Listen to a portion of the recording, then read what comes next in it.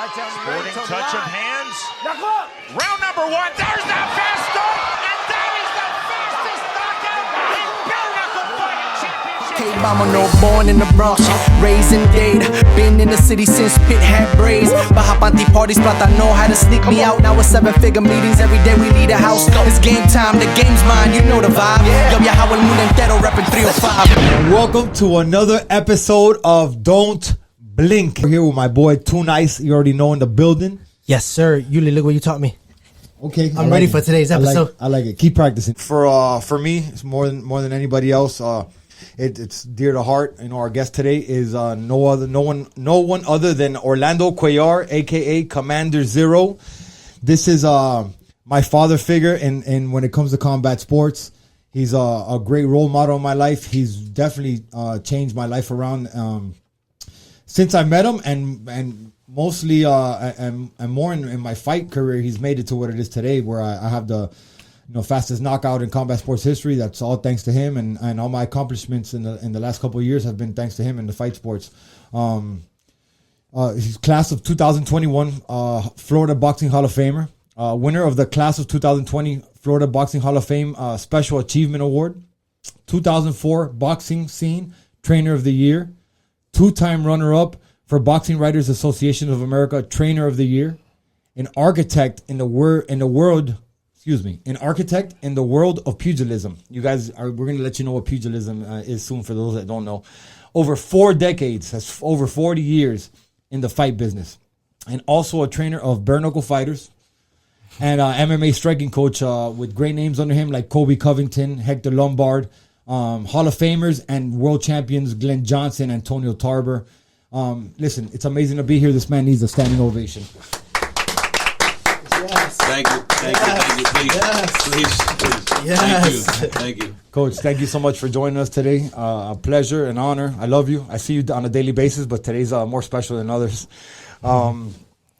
You've been around 40 years. You've seen it all from the beginning to what it is today. And I want to start off, since we this shows a lot about current events. I want to talk about COVID and how it's affected us, and how it hasn't affected us. And I want to say that Coach, last year on March 13th, which is the day before my birthday, it was a Friday, he fought with one of our friends. He cornered one of our friends. He was the coach for our friend Dago in a boxing match in Minneapolis, Minnesota. And if I'm not mistaken, it was the first event with no fans.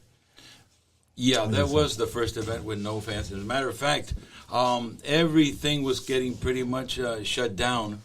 All the shows across the states and around the country were getting pretty much canceled because of COVID, because it was hitting pretty hard, and we didn't know we were having trouble containing. As you know, the country was having a big problem with that. So shows were getting canceled, and we thought we were going to get canceled.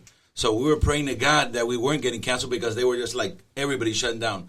But we were on an Indian reservation. And being on an Indian reservation, they don't, the United States government doesn't have jurisdiction over them. So at that point, the Indians said, okay, we're going to go forward with this, but we're not going to have an audience. It's just going to be bare skeleton crew, whoever's got to be there, fighter, trainers, manager, that's it, skeleton crew. And that's how we were able to be the last show televised before the COVID shutdown. No, that's amazing. And by the way, on paper, they lost that fight, but if anybody saw that fight, they won that fight clear as day. That's the sport of boxing sometimes. It gets kind of crazy. But, Coach, thank you for that. Let us know, give us a little bit about your boxing background, your history, how you got into the sport of boxing, and where we're at today.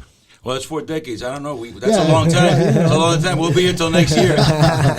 We'll cut it into a couple different shows. Let me see if I can break it down frame by frame for you. Yeah.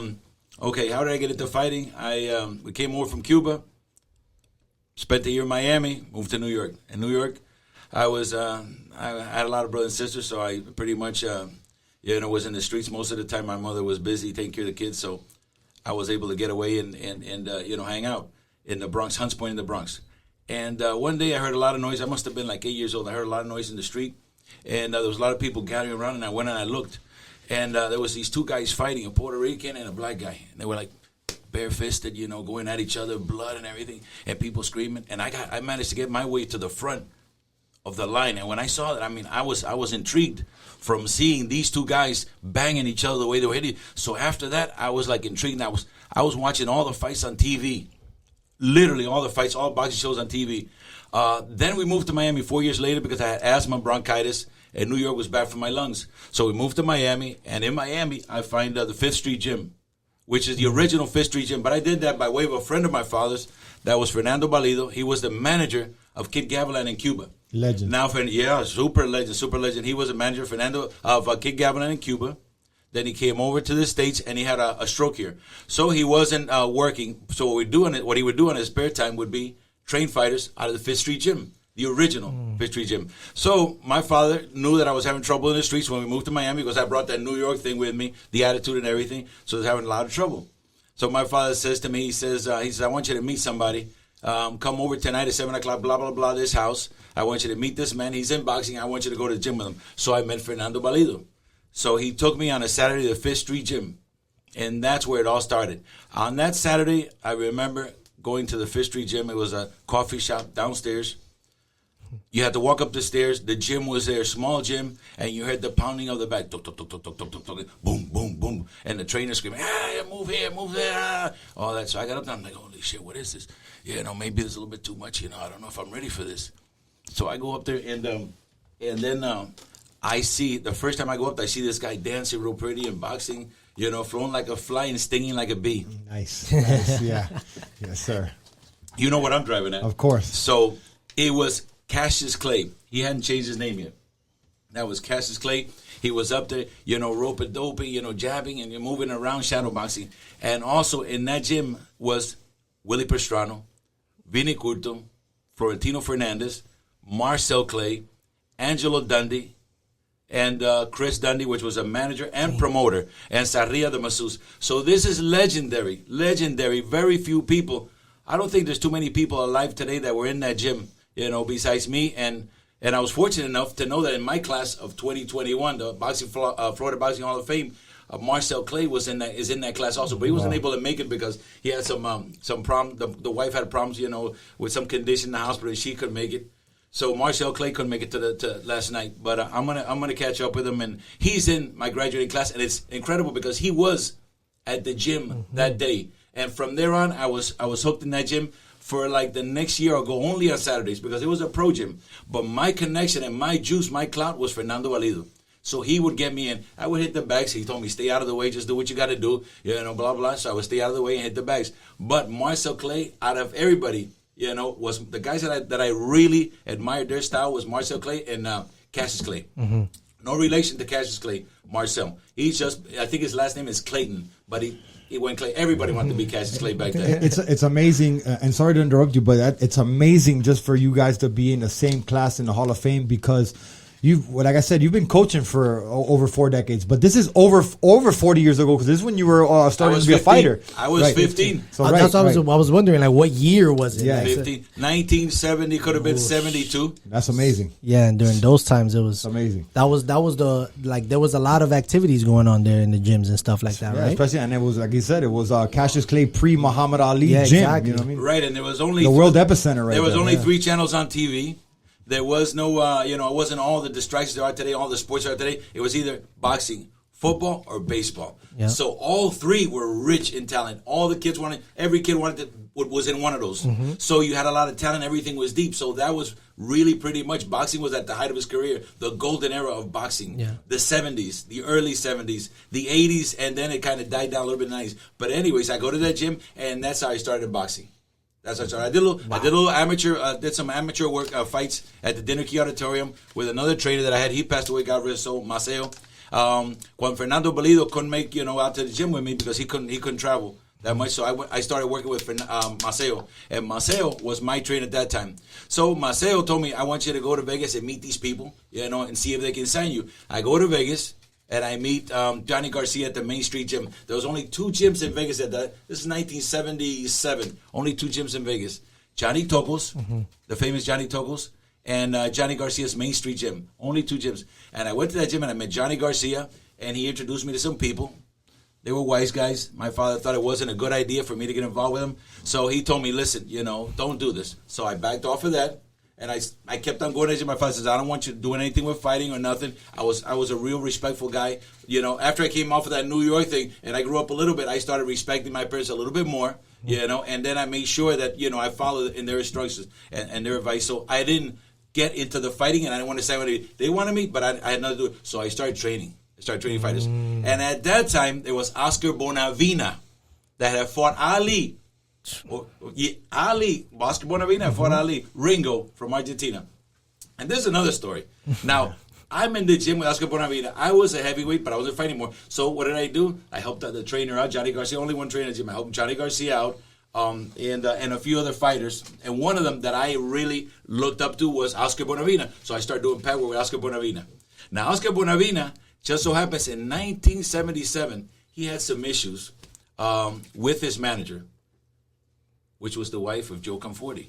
Joe Conforti was the owner of Sherry's Ranch, which was a brothel 30 miles outside the skirts of Las Vegas. Nice. Yeah, so she was the manager. She was the wife of Joe Conforti, a wise guy. And Oscar, there was a situation in there that I don't want to mention because I don't have all the details.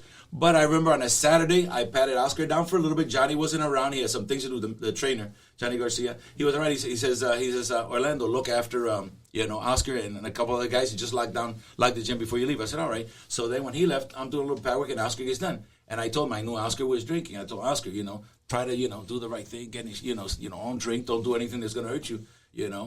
Just do the right thing. And he goes, yeah. So next day, Sunday morning.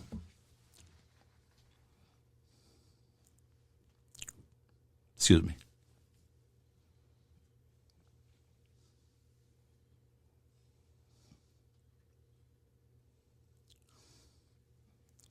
Oscar was shot. They killed Oscar. And anyways, that was the first or second phase of my boxing career. Then I kept training fighters. Then I moved to New York. And in New York, I found Gleason's Gym in Brooklyn.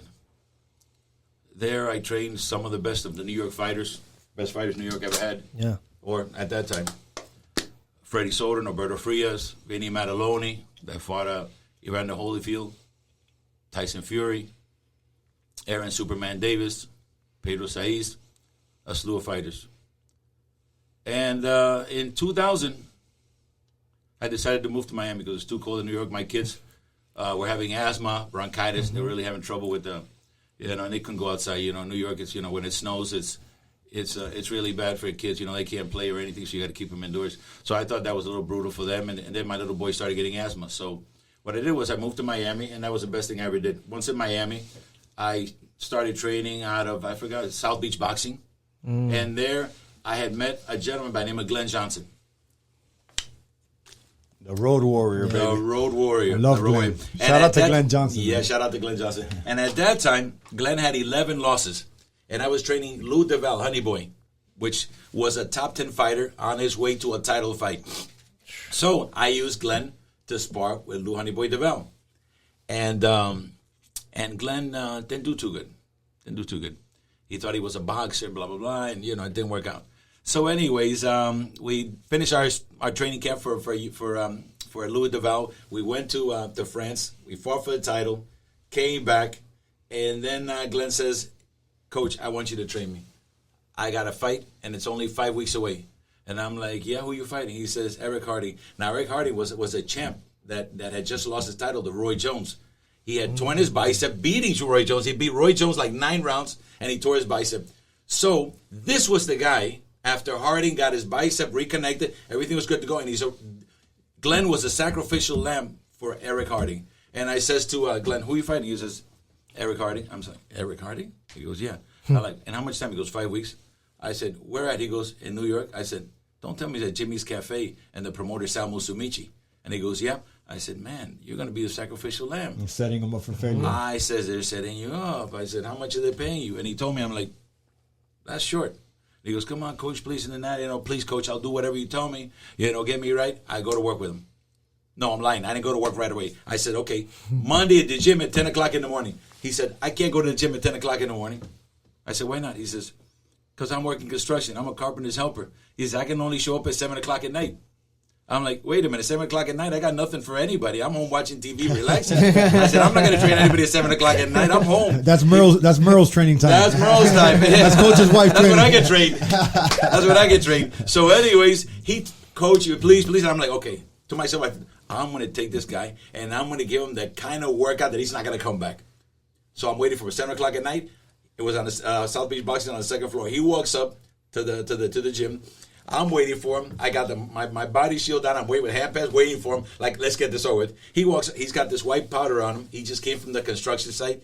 He changes, comes out, and I put the gloves on and patting him down, this and that. Everyone must have done 10 rounds trying to kill him, wear him out. He hung in there, breathing heavy, out of gas. He hung in there, and I'm like, okay, tomorrow. He goes, yep, tomorrow. He came back again. I tried to kill this man. Finally, in the third week, he says to me, he looks at me as he's sitting doing his sit-ups, and I'm stepping on his toes. He looks at me and goes, Coach, I really want to win. I want to win. I said, okay. He keeps doing his exercise. So then we go to the fight. And this is fight night. Sal Musumichi, the promoter that had ties with the fighter that we're supposed to fight, sees me at LaGuardia Airport Hotel, and he says, hey, Orlando, what are you doing here?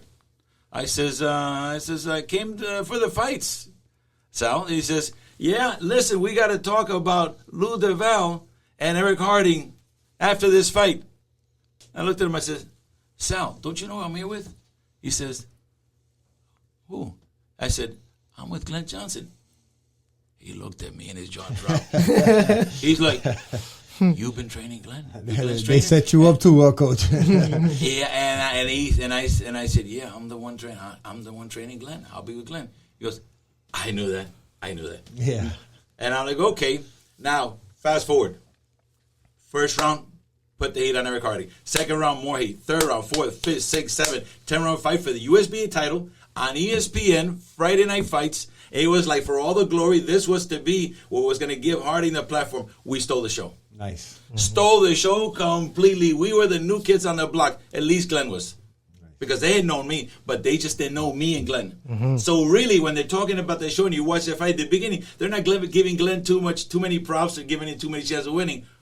But everything starts changing. After 5 rounds, they start buying into the fact that, wait a minute, Harding needs to, he should be looking like, there's a little bit of urgency here. Mm-hmm. Glenn is still starting to rack up rounds and putting rounds in the bag. And at the end of the fight, if he can't knock out Glenn, they're going to tally this up. And look, it's not looking good for Harding and blah, blah, blah. So after the fight, they announced Glenn the champion. They give him the USBA belt, which was our first belt together. Nice. And on the way out, Sal Musumichi, the promoter, is there with the fighter. And as we're walking by, Sal, which always wore a suit and a tie, really dapper-looking guy and everything, dressed nice. He's got his hair all messed up, his tie is sideways, and then I walk by him and I'm like, "So long, Sal." And he looks at me, he goes, "What?" I said, "So long, Sal." He looks at me, he says, "Yeah." I says, "Hey, Sal, you slept." You slept. After, to this day, I call Sal. I've called him a few times. This was 17 years ago. So to this day, I've called him a few times, and I'm hoping he gets over it, like trying to get some of my fighters on his show. This freaking guy won't answer my freaking calls.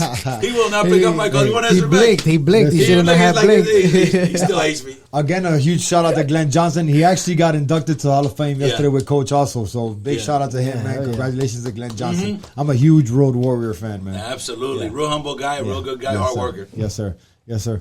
Coach, so I found out 2 days ago, a great friend of mine, Erwin Rivera, he actually fought on the same card that I fought on Titan. He was the main event on the Titan card. He's an MMA guy. He, I guess he's been going through some mental health issues nobody knew about, and he said that some voices were talking to him, and he attacked 2 of his sisters. So he's in jail right now.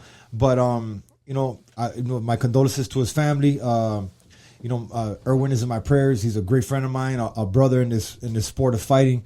But I wanted to talk to you about mental health and fighting. I know you've had your share of, you've had 40 decades of fighters under you, and I know you've had some...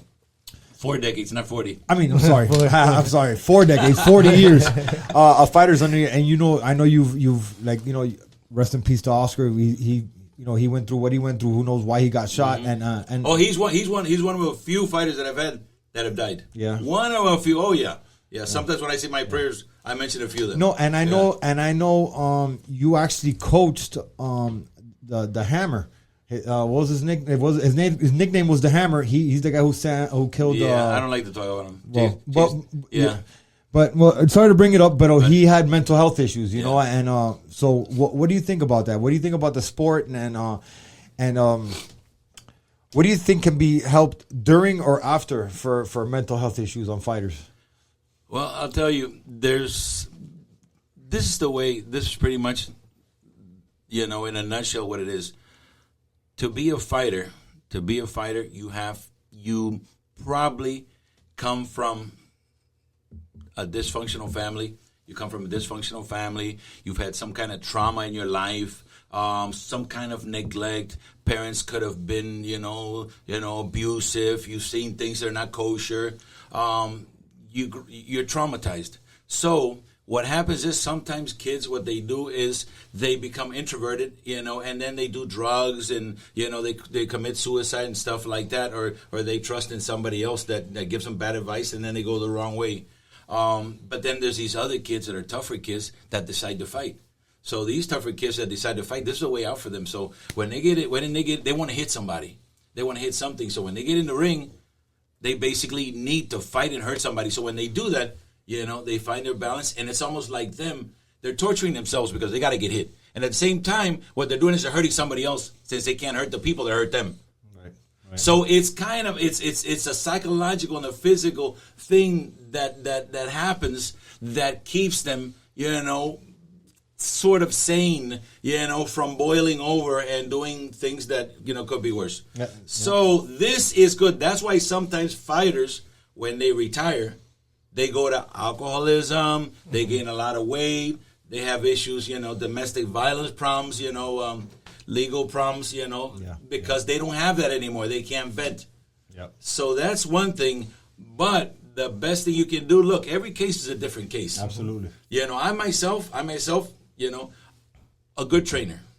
I don't consider myself all that and a bag of chips because I don't see myself like that because it's just not the way. If anybody sees themselves like that, it's never going to prosper. It's never going to evolve. It's never going to get better. You can't see yourself like that. You got to always think. You got to really look at yourself and always try to improve yourself and better yourself. Your accolades say otherwise, but we'll go with what you say. Exactly, but that's because you put in the work and you put in the time. Because exactly. I know that it's not about me looking at me. It's because me paying attention to work I got to do. I'm very articulate. And I'm very focused on what I need to do. And I take on projects. I like projects. I'm an engineer. So for me, it'll never end. Because to me, it's like an engineer that builds skyscraper. Just because you did a great monument doesn't mean now you sit back and you look at it. Yeah. No, that's make some more. That's done. Here comes another challenge. You know, can you put a skyscraper in Abu Dhabi or, you know, so then you're back at a new project. Here's the challenge. I challenge myself every time I get a new project. And this is one right here. You know, Ulysses Dia was a project for me. You know, so every time I get a new project, he's not new anymore to me. You know, we're going towards 2 years now. But but everybody else, it's that's the way it is. Yeah. So that's the way I look at it. But look, every trainer has to, or a good trainer should have the ability to psychologically get into your fighter's head, understand what hurts them, what makes them happy, what makes them tick, what makes them jump. You got to listen to them.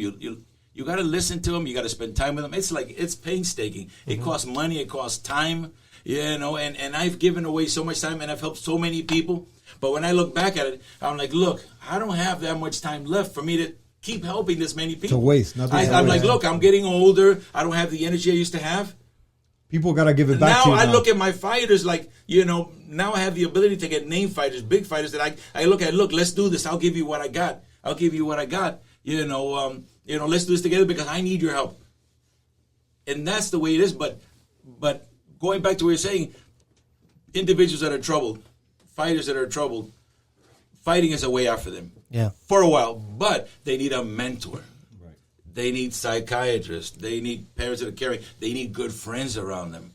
Because at any moment, they can, they can slip to the other side. It's a whole formula, and you said something that touched me because I heard Mike Tyson say this the other day, like less than a month ago, where you were saying like how you're in there and you kind of want to. It's like you want to take out this anger, but Mike Tyson said it in his words. He's like, being in there fighting is like dying without dying. You know, it's like you're kind of like in there to hurt yourself, but then you come out, and you found out you didn't die, and it's this feeling of elation, Revival. Well, being in there dying, it means that you're about to face something or someone that can hurt you. Right. Your biggest fear. You trained to kick somebody's fucking ass. Now somebody else trained to kick your fucking ass. Right. So, and you got people that are depending on you. Their money's riding on you. You don't want to let them down, but you can't back down. So now it's your skin, your balls on the line. So you got to come through with it. There's no backing out. There's been individuals backed out, but we ain't gonna go where you back out. Yes, sir. You shamed yourself. You shamed everyone. You're done. So you got to go through with it. And you got to, hey, roll the dice. So that's the way it is. So I understand what Tyson said. Yeah, absolutely. Anybody going through any issues, man, reach out to your doctor. Reach out to anybody that can help. Like I tell my friends, we all go through things in life. I'm here to. If anybody wants to talk, I'm here to listen. Coach does that for me. I do that for him. We know we're each other's shoulder to talk to, and all our friends here. We're here to help. Just don't keep it to yourself. Yeah, that's all. Don't keep it to yourself. Absolutely. Because if you're at that point, you need help.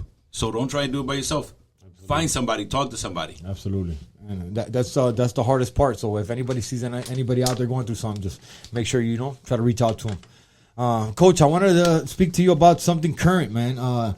Did you see all the Trump supporters rushing Capitol Hill the other day? We had 4 people. I think 4 people died, or one lady died, and 4 people got hurt. Mm-hmm. What do you think what's going on in the world right now with elections? Everything is not as easy as it used to be, man. It looks a little crazy out there now. Listen, I don't know what kind of conspiracy, what's going on, who's right or who's wrong. Yeah. But this whole thing, when Trump took office, they tried to impeach him. Multiple times. Yeah, multiple times. He's a very, then he got to Twitter. He's the type of guy, he doesn't filter anything. He speaks his mind, and that's it. If you're not with him, you're fired. Right, so, right. Either you like him or he doesn't give a shit. So he's trying to fire everybody that's not with him. Right. So, obviously that's not going to work. It's not, America's democracy, it's not a dictatorship. I'm not saying the man's a dictator, and he's old school. I respect that. He's old school. And he figures that, I think the way I see it is he's trying to make America great by instilling the old laws and or beliefs and and how you got to run things. No, it doesn't work anymore. The world has changed. It's not the same. You got to be a little bit more open. You got to accept people, conditions. I don't know, but it seems like they've been trying to get him out. Then this COVID thing came about. I don't know if China did it, who did it, or whatever, or if it's the super flu and they just inflated it, gave it a name, and and then they're using that to lock people up. And if they lock people up, they can't work, and it messes up the economy. And if it messes up the economy, then Trump is in trouble. So Trump is trying to kick money back to the people in order to keep them happy. As we find a cure, speed up the virus, speed up the vaccine, get the vaccine to them. But who do you get the vaccine to now? Now, what is it? Gates? Soros? Yeah. Who's behind that? Yeah. So all of a sudden, somebody got in, and there's so much going on behind the scenes here that we don't know. Maybe Gates and Soros now are the ones that finance the vaccine. That this vaccine now is the one that's going to get sold to the country, and Trump is the one that needs the vaccine in order to get the country back, up and running. So it's like this is this is so confusing that I don't know, man. I don't think anybody can figure this shit out. Yeah. For real, the way he just broke it down like that, I was just picturing everything in my head. Like, yo, this is a D that almost like for real. Like it's almost like what is it happening? It's a pyramid scheme. Like, they're trying to get us to buy Herbalife. We don't know what's going on. We really don't. We could just hope that if the injection is real, that doesn't have any side effects, that there's no mutations and shit that happens later on down the line. Because look, vaccines have to be. Sometimes it takes a few years to find out what it does to human beings and their bodies. Because everything. Notice that when you go to the doctor, he gives you a prescription that has 5 side effects. So it's like you open up 5 cans of worms. I mean, this is the type we don't know. Just to cure one. You got to cure one, but you got 5 problems. So you're over medicated. So now this vaccine, what the hell? I'm not taking it. I'm gonna wait. So I was gonna ask you that. I was gonna ask you that about the vaccine. So if you're gonna wait on it, see what. Man, they literally gotta go. Come and pick me up, hold me down, and put that shit in. I'm not taking that shot. I don't know. I'm not doing it. No, I'm not doing that. Hey, look, I'm gonna do like Hialeah. I've heard some people in Hialeah, what they do is they lock themselves up, chicken soup, Tylenol. Yeah. Plenty of water and just stay indoors until that shit goes away. And vapor rub. Vapor rub. Heals everything, okay, ladies and gentlemen. I've been hearing about the vaccine that the people getting it, that the people getting the vaccine can't get COVID, but they can still spread it. So No. You can get COVID and spread it, but now there's another mutation of COVID. Yeah. Now it's another one that's a little bit sneakier than COVID. Yeah. This is okay. We know COVID now. That's trying to scare us. What the hell's going on? Are they trying to scare us some more? No, it's the truth. They want Trump out of office so bad, and now want to keep us like that. So we want Trump. I don't know what's going on, man. I don't know. Yeah, it's crazy. It's crazy. I don't understand it either, and I'm wondering too. When he has till January 20 to leave the White House, no? I don't know. Sometime in January, he's got to leave, but they might have to drag him out of there. So on the flip side, knowing those things, like, what do you guys think we should do amongst ourselves, like amongst the community? You know, Yuli got the fighting versus hunger, you know what I'm saying? And that's really brought a lot of people together, you know what I'm saying? Especially during these times where we probably need that more than ever. You know what I mean? What else? What do you think we should tell the world that's watching right now? You know what I'm saying? Something positive in this moment right now. Hey, man, you know what? This is survival of the fittest. Absolutely. Yeah. You know, mankind, we've survived everything. We've survived First, Second World War, Vietnam, all kinds of stuff. You know, we're going to survive it. That's it. There's going to be a few of us that are going to, get taken out. But the human race will survive. There's only so much. Look, take care of yourself. Do what makes sense. Provide for your family. Don't hurt nobody. That's it. Just be, believe in, have a faith. All religions are good. Have your faith. Be strong, and that's it. Do you. Look out for your family, but don't hurt nobody doing it. And you know what? Some of us are going to fall through the cracks, but humanity will survive. That's it. We're not all going to get wiped out. It's just some stuff that's going on that, look, This is the way the world is. Mm-hmm. It really is. So we dealt with everything. Millions of years we've been dealing with shit. We're going to deal with this. And we're going to, some of us will make it. Yeah. Bottom line, that's it. That's it. Bottom line, let's go. Exactly. Yes. You know what? Tune I said a couple episodes back, and something that's really dope stuck in my head was that this COVID thing really, either brought the hustle back into people, brought the hustlers back out, and the people that, hey, we got to figure out what to do. And if you were already a hustler, it upped you.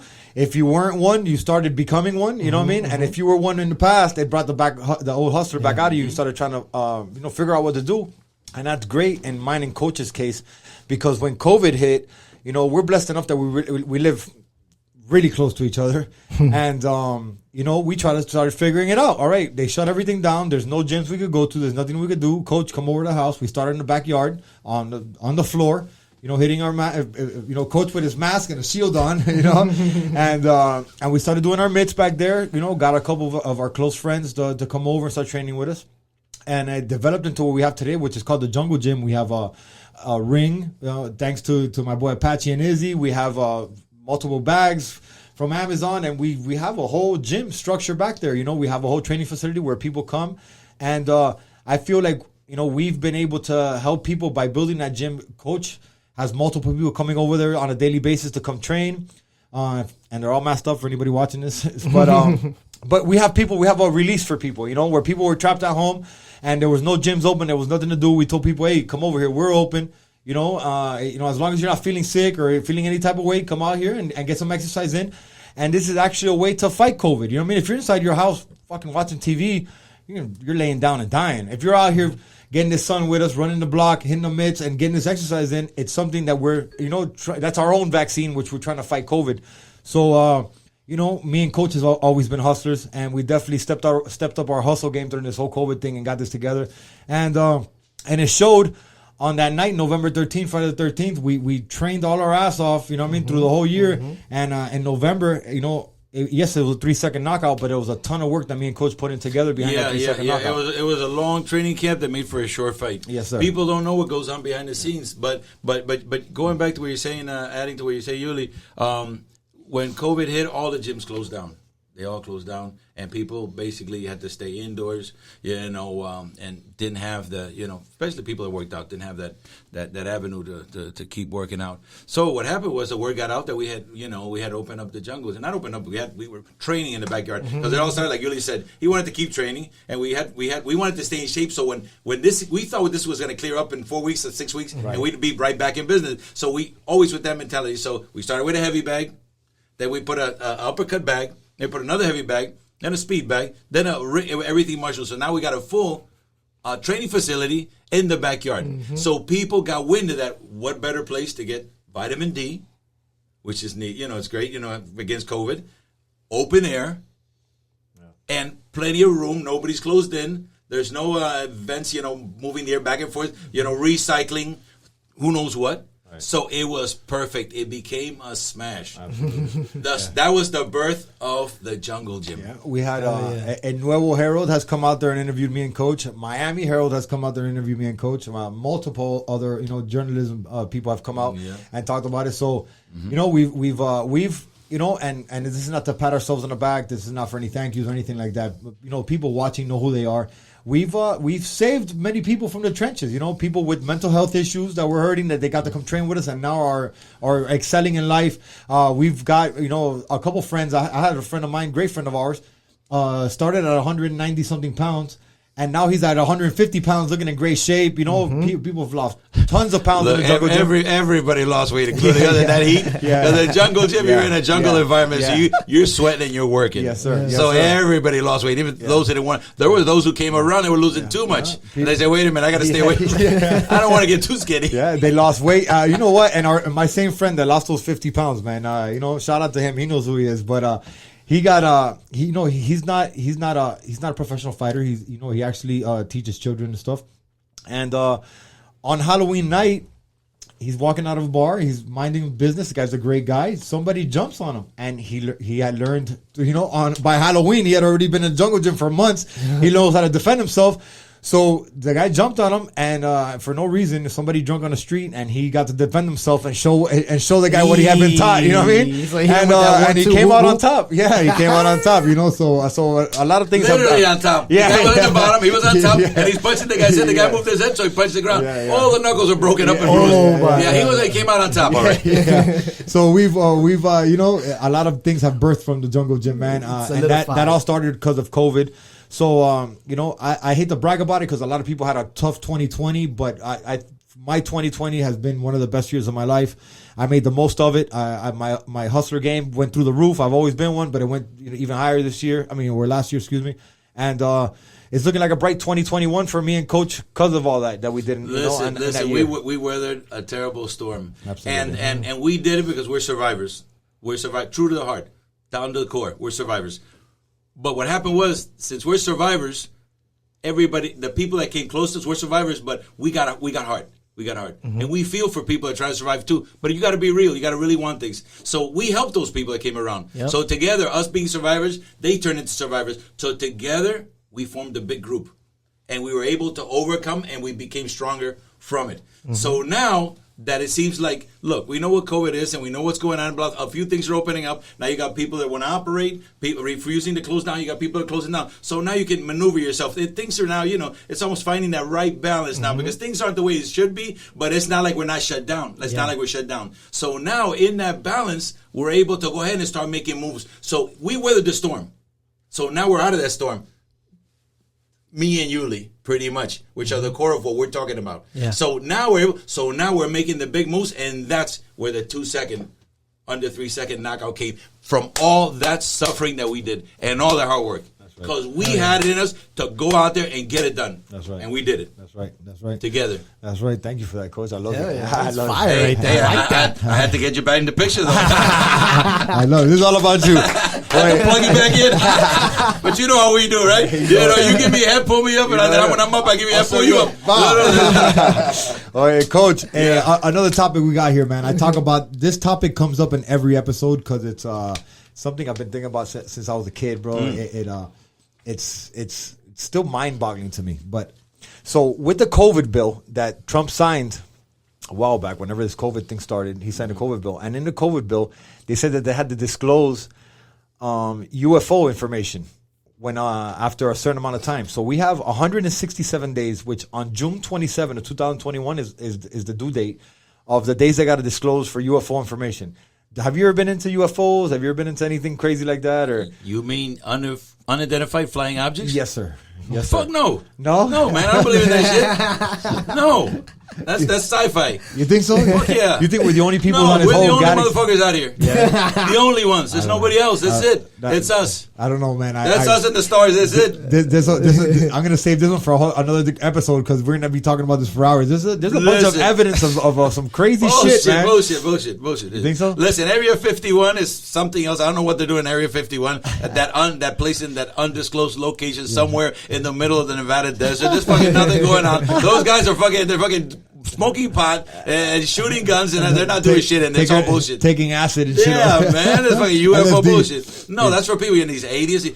You remember the one time, this is one thing that really stuck out in my head. The one time that they came out with this situation where it showed like an alien sitting on an operating table. Yeah. And this guy in a white coat and a nurse and everything really like underground, and they had they were covered up because the thing might have some kind of bacteria that they were afraid of, unfamiliar things with, and then they take the alien and just lay into the eyes, just like the alien type of look. Mm-hmm. So they take and they kind of cut it up a little bit and the thing doesn't bleed and all that mystery, and then all of a sudden they go like this and they turn the camera off, and they say, well, there's some footage out there of the alien, at Area 51 that was, almost like Independence Day. And this alien, there was a hole there, a crater on the ground, and there was a parts of a spaceship. And bullshit. Well, Look, God is an incredible creator. Absolutely. God is an incredible creator. I'm not going to get into religion right now because I don't know, unless you tell me we're going into religion. But I'm not going to get into religion because look, the beauty of this show is, and I think I'll take that upon myself to say, the beauty of any show is that you bring on individuals and you want them to give you your take, give you their take, real take. Yeah. On what you want individually. You want individual originality. People that will speak, people that are going to say what they feel and not be afraid. And I'm here to speak and to say it. I'm not afraid that there are no freaking aliens out there. No, it's all bullshit. Pyramids. Absolutely. You really got to. The pyramids is something else too. That's crazy to me. No, what? How they build the pyramids? Yeah. You mean? How they move those rocks? But they got cranes over there. Nobody knows. No. Wait a minute. Now that is fact. There's fact. Something happened. Okay, something happened. The aliens didn't do that shit. No. No. ¿Quiénes fueron? No. Aliens didn't do that. Okay. Who did that was the Egyptians. Wait, before you get into it, I want to hear it. But listen, to this day, in 2021, with all the computers, with all the bulldozers, cranes, and all the technology we have, we cannot duplicate a pyramid. They have no idea how that was built to this day. So they have ideas. Yeah, we all have ideas. They have ideas. It's not that they don't have an idea. They have ideas. Look, they got pulleys. They had pulleys. They have these long type of telephone pole, wooden thing that you roll things. Yeah. 1 million men, there's a way of doing things, and they were incredible engineers. But they were the minds. Look, if you take a human being and you put them in a situation and you don't give them anything to work with, and they really have to make it work, they're gonna figure out a way to do it. Mm-hmm. Some will be, beautiful and great creations, and and worthy, objects or projects or survival things that they do, and others won't. Mm-hmm. But just so happens that these were very super intelligent people, that knew how to move big rocks, how to chisel these rocks, and put them in place with measurements and everything. So still to this day, because those people died now, we don't know how they did it because it died with them. Mm-hmm. But it's there. It's there. And it's not an alien thing. Now, today, it's easy to come up with machines and everything that is going to build skyscrapers. We have today's technology is incredible. But we would have to get rid of this technology and go back and think like a caveman and then be stuck, nowhere to go, and we have to build these pyramids. And maybe then we think, like they did. Yeah. But I don't believe aliens did that at all.